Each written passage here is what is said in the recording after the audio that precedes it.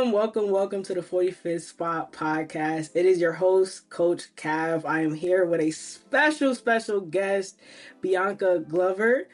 She is a basketball NCAA athlete. We're going to have an interview. We're going to talk us through her athletic journey.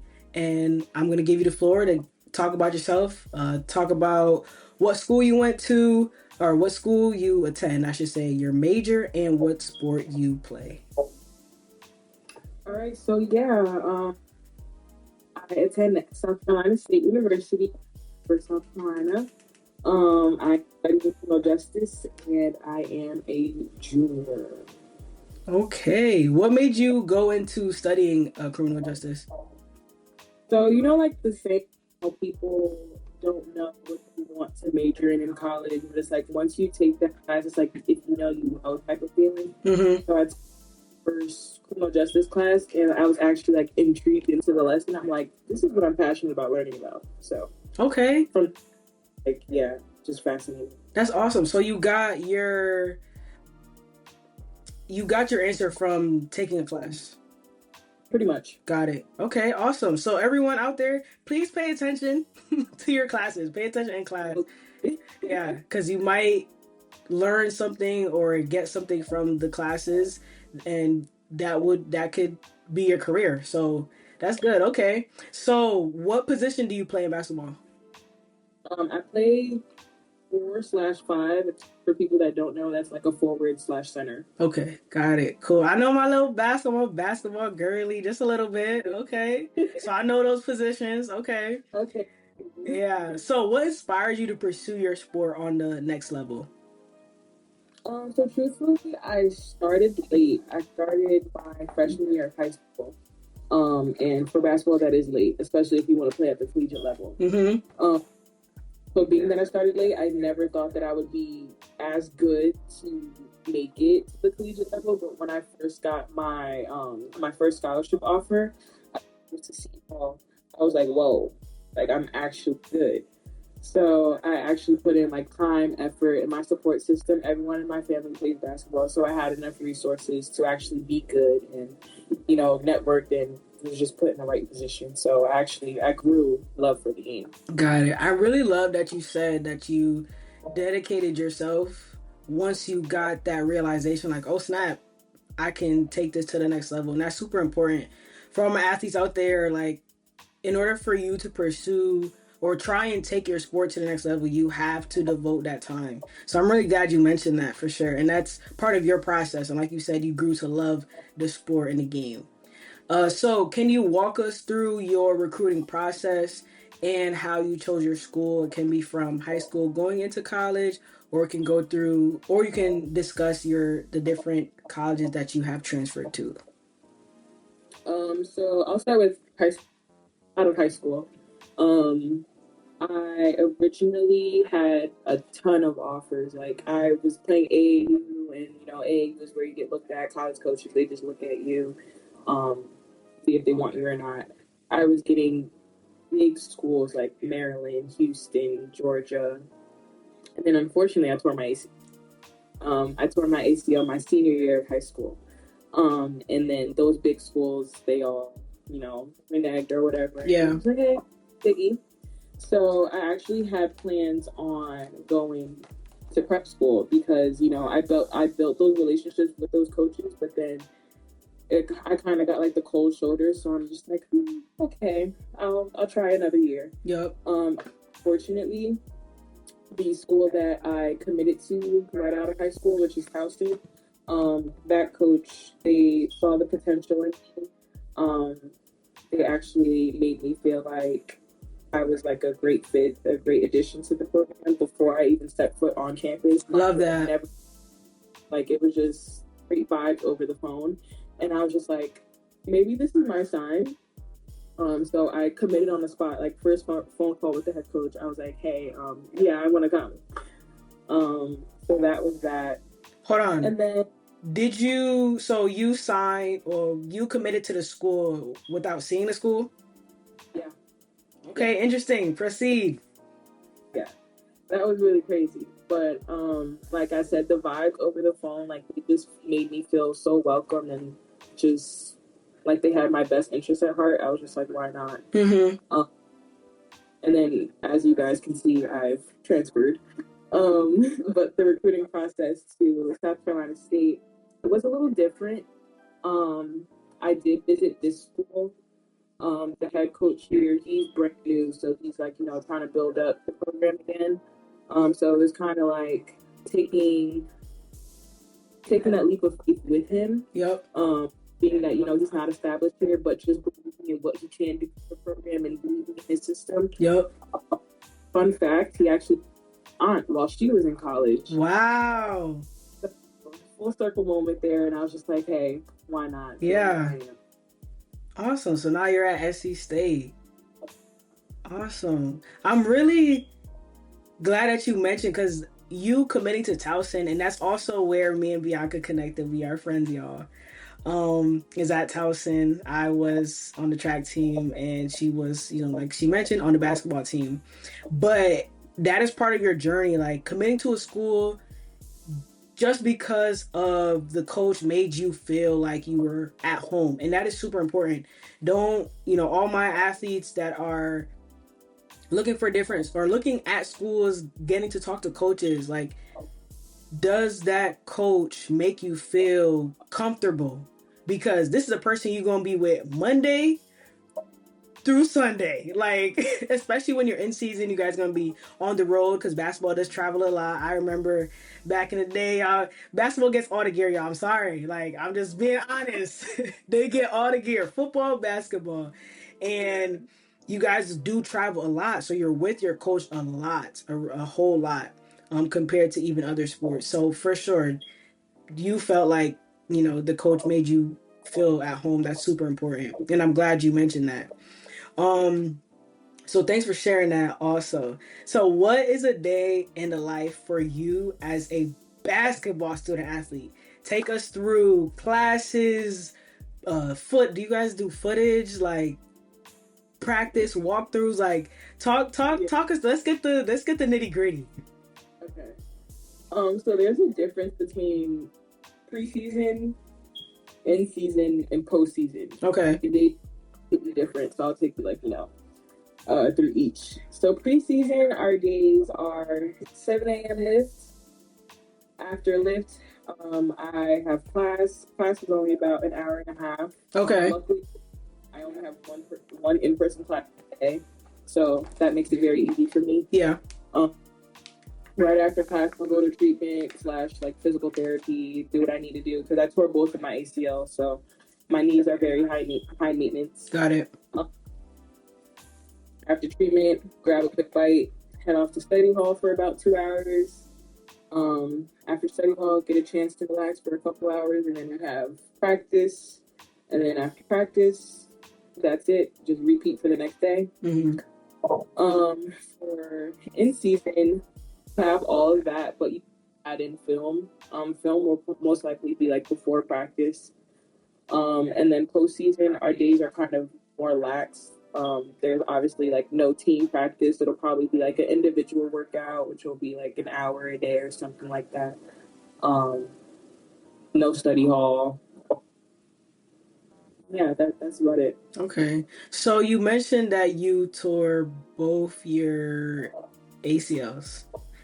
How is that? How do you mentally prepare yourself for practice? I know there's some time before, the season starts, before the season starts. So how did you mentally bounce back from that? It wasn't easy. After the first one, I felt good like during my rehab process, like during my recovery. My therapist, she was great. I wasn't nervous or anything. I felt like my knee felt good, so I felt good. Okay. My first one was my senior year of high school, so I came into college like looking good, feeling good. I got offered the starting spot, so I'm like, everything's great. Then for my freshman year, I tore my other one, so I'm just like, dang, I'm really bummed out. This was also during COVID, so I feel like that played a major factor in how I came back, because I didn't have access to physical therapy, being that, we had that quarantine lockdown for a few months.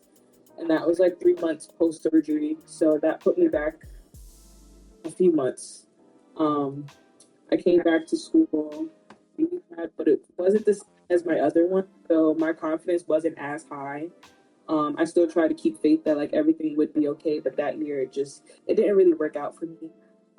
And I'll say today where I am mentally is just I'm not doing this, I'm true to this. So it's just learning how to take care of my body, stay on top of it every day and just doing the best that I can every day. I love that advice. Oh my gosh. Because as a coach, I can't stress enough to my athletes, take care of your body. Like, please. We need you to be healthy.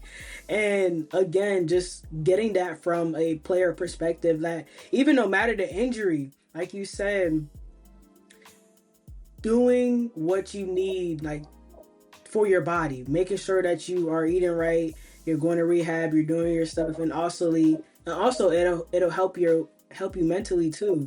So I'm thankful and I'm grateful that you were vulnerable enough to even share that part of your mental journey with us. So what was your biggest, if you can remember, what was the biggest shock or adjustment transitioning from high school to, actually, let me switch it up, transitioning from one school to another, because I know that you mentioned that you tore your ACL your senior year, going from high school and then going into college. So what I will say, I'll adjust it to what was your biggest adjustment going from one school to another? Um, so obviously with Cal City being a PWI and South Carolina State being HBCU, Oh, okay. that alone, Yeah. that's enough said right there. Um, the food's different and like the resources are different, demographics different. Yep. Um, but all in all, it's been I think it's been an easy transition. It wouldn't I can't speak for everyone, just can speak for myself, but I am happy to be around more people that look like me. It does make me feel a little more comfortable, but the only difference is, like I said, like the resources and Yep. all that. That's yeah. Okay. Yeah, no, for sure. Like, that's real. Because not, first off, there's only a certain amount of HBCUs here, in the US. And, that transition, you got to go to a school that works for you. Even if you go to a school and it doesn't work out the way how you want it to, and you have the opportunity to transfer and, go to a different school, absolutely go for it. So, yeah, for sure. You got to speak your truth and what makes you, comfortable. So that's good. I'm glad you're having a good time over there. So, how do you deal with pressure, expectations, and comparison? You may not deal with all three, may only deal with one or two, but how do you, get through pressure, expectations, and, comparison being an athlete? I'll start with pressure. Um, where I am now, I put pressure on myself because I'm a veteran. But talking to younger me, I would say it's not that serious. As you're there every day, giving 100%, that's all you can do. Just control what you can control. Um, and then as far as expectation from my coaches, if there's a lot of expectation on me, I actually take it as a compliment because if you want a lot from me, that means you see the potential in me. You see that I'm capable of doing 10 different things. Like they believe in me, I should believe in myself. And then comparison, that just shouldn't even. Speaking to all athletes, you should never compare yourself. Like you are one of one. They chose you for a reason. So it's just like if you're good at one thing, and let's just say it's rebounding, then just be the best rebounder. Just focus on getting every single rebound. Who cares if you can't shoot threes? You're not there to shoot threes. Like you're there to rebound. So just find your niche and just excel in it. Yes. Thank you, Bianca. Oh my gosh, that was so. I received that, and I'm not even playing a sport. Like, that is awesome. I loved how you even gave the different perspective of how you can look at expectations. So, thank you for that. Even the comparison part again, like you said, don't compare yourself, and that can be difficult, but the way how you just put it, it made it so easy. Like, yeah, of course, my coach recruited me to do such and such. I'm gonna be the best that I can be. I love that. I love that so much. Oh my gosh. So a little bit. This next one is more so about your team and your school. You already mentioned it is a HBCU, but what's your team culture like at your school? I know it's a new coach. You know, you are also at the HBCU, but can you give a little more information about what your team culture is like? Yeah, so one thing he's emphasized is just we're a family, especially with, players being from all different states around the country. Like, we have people from Washington State, mind you, I'm in South Carolina, so we have people from miles away. He's really trying to focus on being a family away from our family, which is very big because, people do get homesick. People don't, not everyone drives, not everyone is just, capable of doing what the next person can do. So just being there for each other, showing up in any way that we can. When one teammate falls down, we're all running to pick her up. Like, just being there for each other in every way. Got it. Love that. Being a family is definitely important, like you said, because once basketball starts, whoo, Monday through Sunday. Yeah. Yeah. Is there a game that you are looking forward to this season? I know again it's a new team, new system for you, but is there a specific team that you are looking forward to? Do you guys have your schedule yet? Yeah, we do. Um, can I say two games? Sure, absolutely. So we actually play University of Georgia at home. And we also play Ole Miss. I'm looking forward to those two games just because, SEC teams, we perform good. We're putting the HBCU on the map. I'm looking forward to it. I love that. Oh my gosh. I'll make sure that I tune in and be like, that's my guest, that's my friend. Like, let's go. For sure. So we're just about, wrapping up this interview. Two more questions left. But what are your goals after college? I know you are majoring in criminal justice. Um, do you have any goals after college, professionally, personally, athletically, maybe? If you've thought Um, of, that. Maybe I'm too far ahead, but yeah, if you can give us a little bit. yeah. So I'm actually open to playing overseas. Like I said before, like I never thought I was that good to play at the collegiate level, but I'm here now. So just like don't doubt myself, playing professionally. So I'm open to any and everything if I have that opportunity come across. But if it doesn't work out, plan B is to choose something in law enforcement. Not a lawyer, Okay. but I'm happy to be a police officer, FBI agent, forensic analyst, anything like that. Okay, awesome. Word. So if I need any legal, I mean, Yeah. Bianca, this don't sound right. What's going on? How can I, go about this for sure? Yeah. Awesome. So last question. This one is to leave something to be given to my listeners, to my young athletes. What is some advice that you would give to a high school athlete dreaming of competing in college on the next level? Um, Everyone's path is obviously everyone's first goal is to go Division one, but even if you go Division 2, Division 3, if you go, you go. It doesn't matter. Like I said before, just show up every day, give 110%. You never know where tomorrow can lead you. You can have a great year at a D2, and then next year, you want to transfer, you get offered by Mississippi State. You just never know. Like, you never know who's watching. Um, and that's the big thing. You just never know who's watching. So just always give it your all. You never know who knows who. You never know who's talking about you behind closed doors. You just never know what could be presented to you. So just give it your all. Never slack off. Even when things get hard, like you have a bad day, just always look at the positive. Like, hey, look at where you're standing. I'm blessed to be here. And yeah. Yes, I love that. So many gems that you have dropped during this interview, and I'm so happy and glad to have you be on the 45th Spot podcast. So, if you have any socials that you'd like to shout yourself out on, you have the floor to do so. You guys can follow me on Instagram at underscore Bianca Glover. Bet. All right. So thank you guys for tuning in. Thank you guys for sharing the podcast, sharing the Instagram page. Remember, at the 45th Spot Pod, you'll see Bianca's interview. You'll see many other interviews as well. Please share this to all athletes. I'm trying to get this to pros, many different pros of any sport, college athletes, signed high school athletes. And I'll see you guys on the next one.